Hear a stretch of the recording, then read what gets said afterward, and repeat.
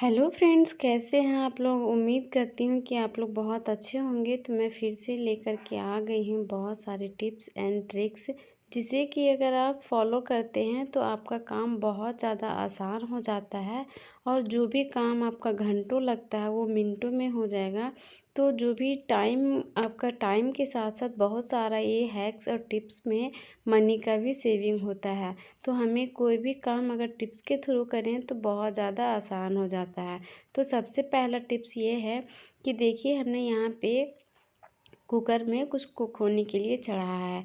इसका मतलब ये है फ्रेंड्स, ये मैं बताना चाहती हूँ, अक्सर हम महिलाएं क्या करते हैं, कुकर में कुछ भी चढ़ा लेते हैं, दाल चावल कुछ भी, और हम लोग अलग कामों में बिजी हो जाते हैं। उससे होता क्या है कि कभी कभी ना चाहते हुए भी ना, हमें जो खाना कम पकाना है वो कभी ज़्यादा पक जाता है। तो उस कुकिंग प्रोसेस को अगर ज़्यादा पक गया है तो उसे रोकने के लिए हमें क्या करना है, एक बड़े से गमले में पानी ले लेना है और कुकर को उसमें डिप कर देना है। उसके बाद आपको क्या करना है अगर आप इस तरह से करते हैं तो आपका जो कुकिंग का प्रोसेस है ना वो वहीं पे रुक जाता है और ओवर कुक नहीं होगा, चाहे दाल हो चावल हो जो भी आप पका रहे हैं। और उसके ऊपर से आपको क्या करना है, इस तरह से एकदम ठंडे वाटर, नॉर्मल वाटर भी ले सकते हैं, ठंडा नहीं, फ्रीज का नहीं, नॉर्मल वाटर, आपको इस तरह से एक गिलास पानी इसके ऊपर ढक्कन में डालना है।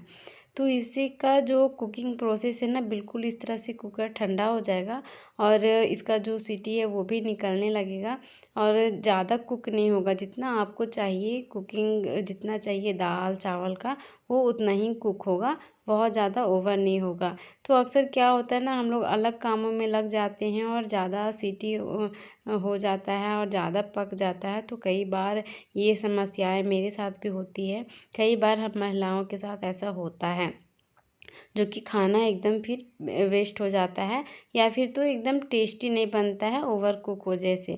तो ये आज मैंने ये आप लोगों को समझाने की वजह से ऐसा किया है और ये रेसिपी मैं आज कुछ अपलोड की हूँ। तो अगला अगर आप लोग नहीं देखे होंगे तो जा कर के देख लीजिएगा, बहुत अमेजिंग रेसिपी है। तो आई होप आप लोगों को ये ट्रिक्स अच्छी लगी हो। चलिए, दूसरा ट्रिक्स हमारा ये है, अक्सर हमारे घरों में सभी का के पास शूज़ होते ही होते हैं। तो शूज़ क्या है ना फ्रेंड्स, यहाँ पे तो मैं न्यू वाला, थोड़ा न्यू टाइप का है, एक दो बार यूज़ किया हुआ है। पर मेरा कहने का मतलब ये है कि फ्रेंड्स कि अभी तो इसका बहुत सारा यूज़ है, 2-3 यूज़ है। तो अगर जिसका पुराना शूज़ हो जाता है, उसका जो ये सोल होता है ना, वो पतला हो जाता है।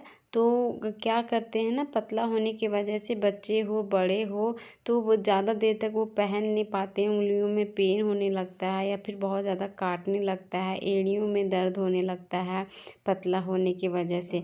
तो इस तरह से आप सोल को निकाल लीजिए और इस तरह से आप उसी साइज़ का, जिसका भी आप शूज़ ले रहे हैं उसी साइज़ का आपको इस तरह से सोल को सॉक्स पहना देना है। तो इस तरह से पहनाने के बाद आपको इस तरह से फ़ोल्ड कर देना है और फिर शूज़ में डाल देना है।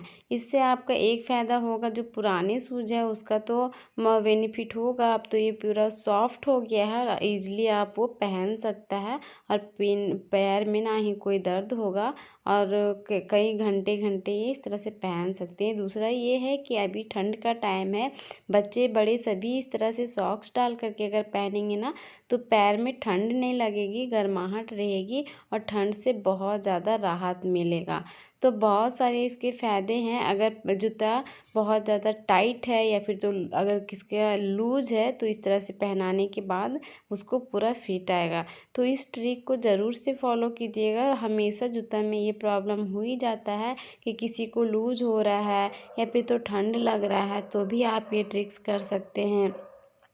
या जूते पुराने हो गए हैं, सोल बहुत ज़्यादा पतले हो गए हैं, पहनने के बाद पैर में दर्द होने लगता है, एड़ियों में दर्द होने लगता है, बहुत ज़्यादा देर तक जूता को पहन के पैरों में नहीं रख पाते हैं, तो इस तरह से आप इस ट्रिक को फॉलो कीजिएगा, बहुत ज़्यादा आपको यूज़फुल लगेगा। आई होप आप लोगों को ये भी ट्रिक अच्छी लगी हो। चलिए, अब अगला ट्रिक हम देख लेते हैं।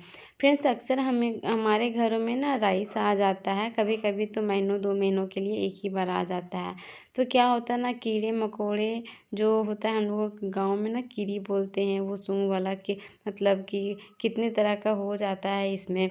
तो इससे हम कैसे बचें, मतलब कि क्या इसमें कुछ ट्रिक करें जो कि हमारे चावल एकदम फ्रेश रहे और कुछ भी इसमें नहीं लगे, क्योंकि खाने की चीज़ है ना, अगर इसमें कीड़े मकोड़े लग जाए तो फिर ठीक नहीं लगता है, अजीब सा एकदम घिनना आने लगता है। तो इस तरह से हम हाउस वाइफ को ना एकदम चीज़ें को थोड़ा सेफ रखना चाहिए। हमने यहाँ पे ले लिया है सूखी मिर्च, रेड वाला सूखी मिर्च। और इस तरह से आपको ना, अगर आप साबुत चाहिए तो साबुत, वरना आप इसे तोड़ तोड़ करके चावलों में रख दीजिए। इसका जो तीखापन है, इसकी वजह से कभी भी आपका चावल में कीड़े मकोड़े नहीं रखें लगेंगे, और इजीली आपका 6 मंथ से 1 ईयर तक आप स्टोर करके रख सकते हैं।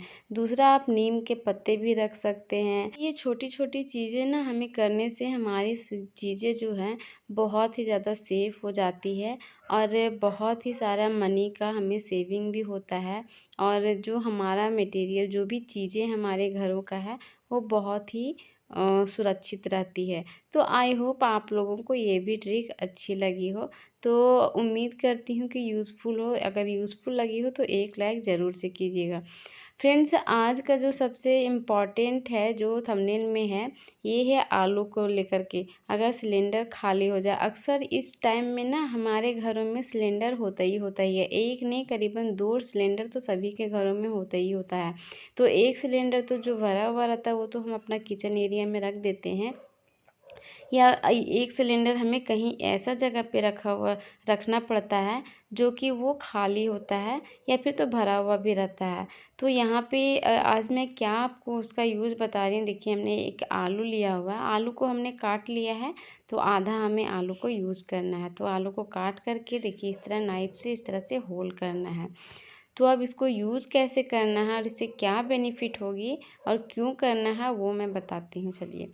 तो देखिए, इस तरह से हमने होल कर लिया है। तो मैं प्रैक्टिकली आपको नहीं दिखा पाऊँगी, बस क्योंकि ना देखिए, जहाँ पे मेरा गैस सिलेंडर रहता है ना, बहुत कम स्पेस है, बालकनी में एकदम छोटा सा स्पेस रहता है, तो वहीं पे मैंने रखा हुआ है। इसे आपको प्रैक्टिकली दिखाने के लिए ना, इसको निकालना पड़ेगा वहाँ से। तो इसका जो नीचे का तला है ना, इसमें कई तरह का जंग लग जाता है। तो तला में आपको क्या करना, आलू का जो रस है ना, वो जंग लगने नहीं देता है कभी भी, सालों साल आपको कभी भी जंग लगने नहीं देता है आलू का रस से। तो इस तरह से आलू से आपको चारों तरफ तले में रगड़ना है, अच्छे से करीब 1-2 मिनट तक अच्छे से रगड़ना है, ताकि आप जहाँ पे भी गैस सिलेंडर रखें ना, तो नीचे मार्बल टाइल्स में है सो जंग नहीं लगे, और वहाँ पे एरिया आपका क्लीन रहे। ये ज़रूर से अप्लाई कीजिएगा। हमारा जो सिलाई मशीन होता है, या कहीं पे भी देखिएगा आप कड़वा तेल या आलू को का रस वहाँ पे लगाइएगा ना, तो कभी भी जंग नहीं लगता है। वही ट्रिक आपको यहाँ पे भी फॉलो करना है। आप इस तरह से अगर गैस सिलेंडर में एक बार लगा देते हैं ना, गैस सिलेंडर आप रखने से पहले इस तरह से पूरा तलों में चारों तरफ से लगा दीजिए, तो आपको कभी भी जंग उसमें नहीं लगेगा। आपका ना टाइल्स ख़राब होगा, ना मार्बल, किसी में भी जंग नहीं लगेगा। तो ये बहुत ज़्यादा यूज़फुल है। आई होप आपको मैं अच्छे से समझा पाई होंगी, और बहुत बहुत यूज़फुल है। और मैं आपको दिखा रही हूँ, यहाँ का स्पेस बहुत ज़्यादा कम है, और बहुत ज़्यादा दिक्कत होती रिकॉर्डिंग करने में, इधर उधर करने में, इसलिए मैं आपको प्रैक्टिकली करके नहीं दिखा रही हूँ। और जब भी मैं यहाँ पे रखती हूँ ना, तो उससे पहले मैंने कर दिया है। आलू का से हमेशा मैं करके ऐसे नीचे के तलों को रगड़ लेती हूँ, तभी रखती हूँ, तो उससे बहुत ज़्यादा ईजी हो जाता है। तो इस ट्रिक को ज़रूर से ज़रूर आप फॉलो कीजिएगा, बहुत ज़्यादा आपको आसान होगा। एंड आई होप कि आपको भी ये ट्रिक अच्छी लगी हो। तो चलिए, अब अगला ट्रिक हम देख लेते हैं। फ्रेंड्स, अक्सर क्या होता है ना, हमारे घर में जो चीनी है या कोई भी चीज़ है, तो आज मैं चीनी का बताऊंगी। करीब हम लोग महीनों 2 महीनों के लिए स्टोर करके रखते हैं, मंगाते हैं। तो इसमें तो बहुत ज़्यादा परेशानियां हो जाती कि जहाँ मीठा आया नहीं कि बस चींटी लगना स्टार्ट हो जाता है। और मैं चावल में जैसे बताई वैसे चीज़ें अगर खाने पीने का हो ना, और उसमें कोई चीज़ अगर लग जाए ना, तो मेरे को पर्सनली ना बहुत एकदम अजीब सा लगता है, मतलब कि अजीब सा फीलिंग आता है, और फिर उसको खाने का मन नहीं करता है। तो चीनी आपका कैसे सालों साल ठीक रहे बिना चींटी लगे, यहाँ पे मैंने दालचीनी ले लिया है, जो कि गरम मसालों में आता है। उसका आपको एक टुकड़ा डाल देना है डब्बा में। इसका जो स्मेल है ना बहुत ज़्यादा स्ट्रॉन्ग होता है और चींटियों को बहुत भी इसका स्ट्रॉन्ग बिल्कुल भी बर्दाश्त नहीं होता है।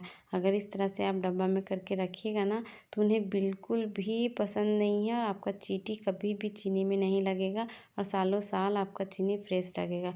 आई होप आप लोगों को ये वीडियो अच्छी लगी हो तो प्लीज़ वीडियो को लाइक एंड चैनल को सब्सक्राइब करें।